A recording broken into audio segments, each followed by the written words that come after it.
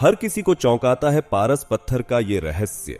पारस पत्थर से जुड़ी कई कहानियां पूरे देश में प्रसिद्ध हैं, लेकिन ये कहां है, कैसा है या किसके पास है, ये आज तक रहस्य ही बना हुआ है। यही नहीं कहा जाता है कि मध्य प्रदेश के ग्वालियर शहर के बीचों बीच से गुजरने वाले नाले स्वर्ण रेखा का नाम भी इसी पारस पत्थर की देन रहा है। बुजुर्गों के अनुसार कभी स्वर्ण रेखा एक नदी हुआ करती थी। पूर्व में कभी एक राजा इसके किनारे से हाथी पर बैठकर वापस ग्वालियर की ओर आ रहे थे। इस दौरान हाथी पर बंधी लोहे की जंजीर लगातार जमीन को छू रही थी। इसके बाद जब राजा अपने महल पहुंचे तो उन्होंने देखा कि हाथी पर बंधी जंजीर सोने की हो गई है, जिससे उन्हें नदी के किनारे पारस पत्थर होने की बात का पता चला। इसके बाद उस पारस पत्थर को ढूंढने की तमाम कोशिशें की गईं, लेकिन वह नहीं मिला और तभी से इस नाले या नदी का नाम स्वर्ण रेखा पड़ गया। वहीं इसके अलावा मध्य प्रदेश के ही राजधानी के पास मौजूद पारस पत्थर के बारे में कहा जाता है कि इसकी सुरक्षा स्वयं जिन्न करते हैं। पौराणिक कहानियों की माने तो पारस पत्थर वो चमत्कारी पत्थर होता है जिससे किसी भी लोहे की चीज को छुआ जाए तो वो सोने की हो जाती है।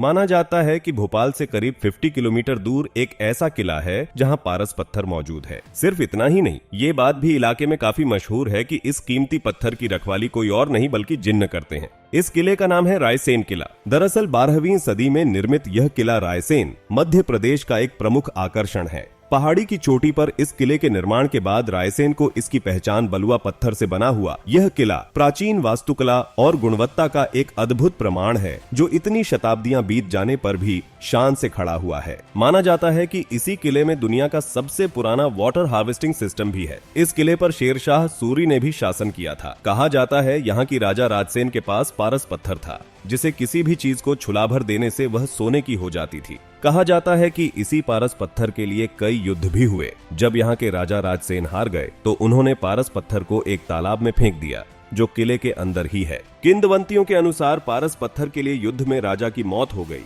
पर मरने से पहले भी उन्होंने यह नहीं बताया कि पारस पत्थर कहाँ रखा है। इसके बाद यह किला वीरान हो गया और तरह तरह की बातें होने लगी। वहीं पारस पत्थर के अब भी इसी किले में मौजूद होने की चर्चाएं इस एरिया में आम है और इसकी रखवाली जिन्न द्वारा किए जाने की बात भी कही जाती है। यहाँ तक कि लोगों का कहना है कि जो लोग पारस पत्थर की तलाश में किले में गए, उनकी मानसिक हालत खराब हो गई। कहा जाता है कि किले के खजाने तक का आज तक पता नहीं लग पाया है।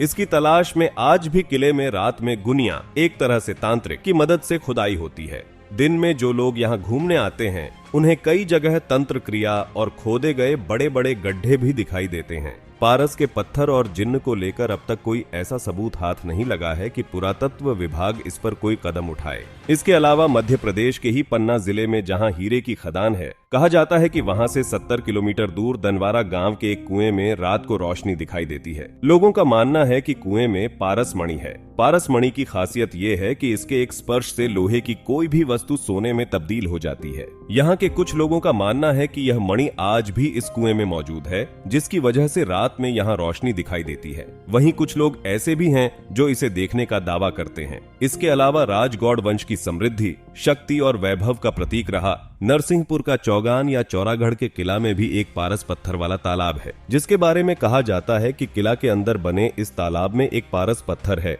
जिसके संपर्क में आने पर लोहा सोना बन जाता है। अंग्रेजों ने इसकी तलाश में एक हाथी को लोहे की जंजीर बांधकर तालाब में उतारा था, जिसकी 2 कड़ी सोने की हो गई थी, पर पारस पत्थर हाथ नहीं लगा था। इस पत्थर का जिक्र पौराणिक ग्रंथों और लोक कथाओं में मिलता है। पारस के संबंध में हजारों किस्से कहानियां समाज में प्रचलित हैं। कई लोग यह दावा भी करते हैं कि हमने पारस पत्थर देखा है। पारस एक प्रकार का सफेद चमकता हुआ पत्थर होता है। इसी चमक के कारण इसे पारस मणि भी कहते हैं। इसके बारे में मान्यता है कि इसे लोहे की किसी भी वस्तु से छुआ देने से वह वस्तु सोने की बन जाती है। मान्यता है कि हिमालय के जंगलों में बड़ी आसानी से पारस मणि मिल जाती है, बस कोई व्यक्ति उनकी पहचान करना जानता हो। ऐसा भी कहा जाता है कि प्राचीन भारतीय रसायनाचार्य नागार्जुन ने पारे को सोने में बदलने की तरकीब विकसित की थी। उन्होंने ही पारस मणि बनाई थी। पारस मणि पत्थर है या रासायनिक रचना, इसे लेकर भी अलग अलग राय है। हालांकि झारखंड के गिरिडीह इलाके के पारसनाथ जंगल में आज भी लोग पारस मणि की खोज करते रहते हैं।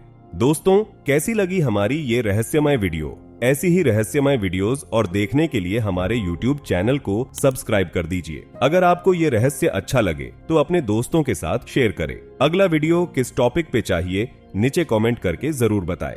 मिलते हैं आपसे अगले वीडियो में। धन्यवाद।